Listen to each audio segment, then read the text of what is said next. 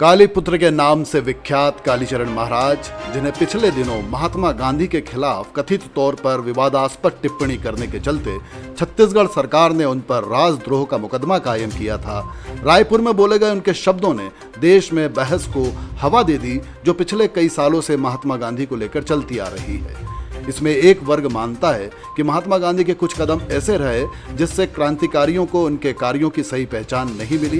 पिछले दिनों मीडिया से बात करते समय कालीचरण महाराज ने यह भी कहा था कि वो गांधी के पक्के फॉलोअर थे, वो पूरी तरह से गांधीवादी थे, खादी पहनते थे और साबुन का इस्तेमाल तक नहीं करते थे।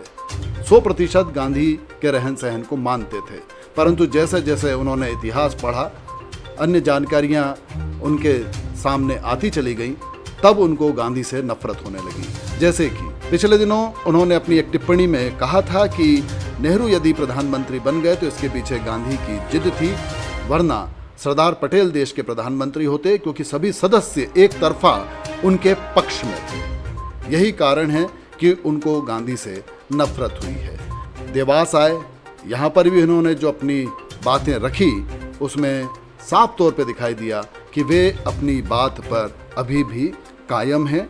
जेल के मामले में उनका ये भी कहना है कि जहाँ भी रहूँगा वहाँ मुझे काली के भजन करना है, अंदर रहूँ या बाहर। महाराज, आप बहुत ज़्यादा हिंदू कर रहे हो। ये हिंदू आपके काम में आएंगे क्या? ये हिंदुओं को आपके काम की कीमत है क्या? आप मर जाओगे तो भी इनके कान पे जू नहीं रेंगने वाली, ऐसा उन्होंने मुझे कहा।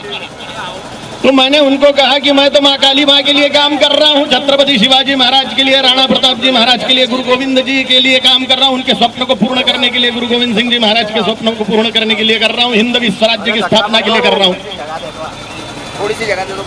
तो अब मैं उनको बोल सकता हूँ कि सारे के सारे हिंदू मेरे साथ में है।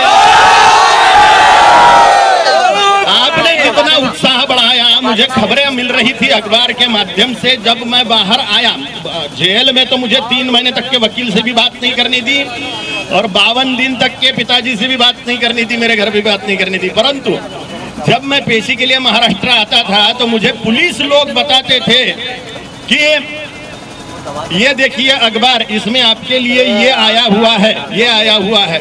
फिर वहाँ पे कुछ लोगों के द्वारा मुझे मालूम पड़ा कि जगह जगह बहुत आंदोलन हो रहे हैं, आपके लिए समर्थन प्रदर्शित किया जा रहा है। तो उसके कारण मेरा मनोबल और बढ़ गया, मेरे अंदर चामुंडा देवी का सिंह ही जागृत हो गया। वो आपके कारण हुआ